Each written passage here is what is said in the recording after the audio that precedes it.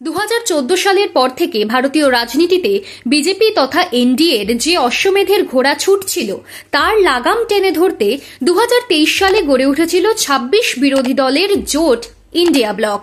নেতৃত্বে জলসাঘরের ছবি বিশ্বাস বনে যাওয়া শতাব্দী প্রাচীন কংগ্রেস 2024 লোকসভা নির্বাচনে ক্ষমতার অলিন্দে প্রবেশ করতে না পারলেও পদ্মশিবিরকে জোরালো ধাক্কা দিয়ে তাক লাগানো ফলই করেছিল জোট। কিন্তু তারপর থেকে একের পর এক রাজ্যে হার, বারবার কংগ্রেসের ভরাডুবি প্রশ্ন তুলে দিচ্ছিল জোটে তার নেতৃত্বদানের যোগ্যতা নিয়ে।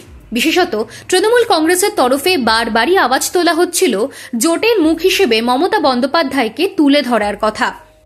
সেই ব্যর্থতার ধারাপাতে নবতম সংযোজন বিহারের বিপর্যয়, আর তারপরই জল্পনা দানা বাঁধতে শুরু করেছে। ইন্ডিয়া জোটের সঙ্গে কি সম্পর্ক ছিন্ন করার কথা ভাবছে কংগ্রেস হাইকমান্ড? পশ্চিমবঙ্গ, উত্তরপ্রদেশের মতো যে সমস্ত রাজ্যে নির্বাচন আসন্ন সেখানে একলা চলোর কথাই নাকি বিবেচনা করছেন রাহুল গান্ধীরা। সর্বভারতীয় প্রচার মাধ্যম এই খবরই তুলে ধরছে। কংগ্রেসের তরফে ইতিমধ্যেই দলের সাধারণ সম্পাদক কেসি বেণুগোপাল যাবতীয় জল্পনাকে ভিত্তিহীন বলে উড়িয়ে দিয়ে বিরোধী জোটকে আরও শক্তিশালী করে তোলার ব্যাপারে কংগ্রেসের দায়বদ্ধতার কথা তিনি বলেছেন। কিন্তু যা রটে তার কিছু তো বটে, আর তাই ওই গুঞ্জনের সঙ্গেই হাত ধরাধরি করে যে প্রশ্নটা উঠে এসেছে তা হল 26 বিধানসভা নির্বাচনে কি বাম কংগ্রেসের গাঁটছড়া হবে? বঙ্গের রাজনীতিতে এখনো যা পরিস্থিতি তাতে বাম কংগ্রেসের জোট নিয়ে শেষ কথা বলার সময় এখনো আসেনি। নবান্নের যুদ্ধ শুরু হতেও মাস 3-4 বাকি। ভোট যখন দেরিতে, তখন গঙ্গা দিয়ে অনেক জল বয়ে যাওয়াও বাকি।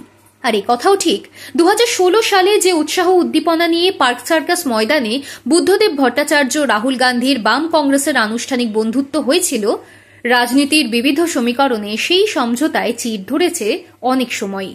সাম্প্রতিক কালে উপনির্বাচনেও চতুর্মুখী লড়াই দেখেছে রাজ্য। সেই জন্য প্রশ্নটা জোরালো হচ্ছে যে 2016 বা 2021 মতো 2026-এও কি বামের হাত ধরবে কংগ্রেস?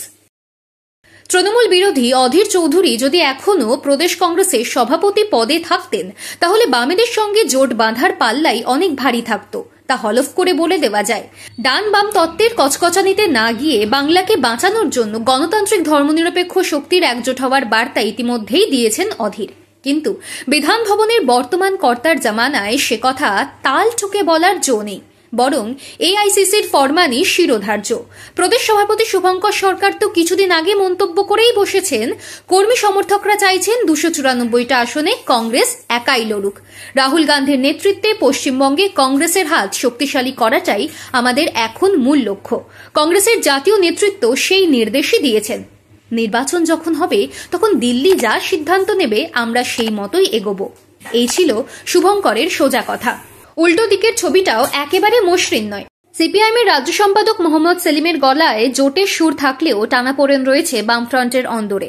আরএসপি ফরওয়ার্ড ব্লকের মতো বাম শরিকরা চাইছেন না কংগ্রেসের হাত ধরে হাঁটতে। সব মিলিয়ে তাই বলাই যায় বঙ্গ বিধানসভার নির্বাচনে বাম কংগ্রেসের জোটের ভবিষ্যৎ এখন শূন্যের গেরো কাটিয়ে ওঠার মতোই জটিল ধাঁধা।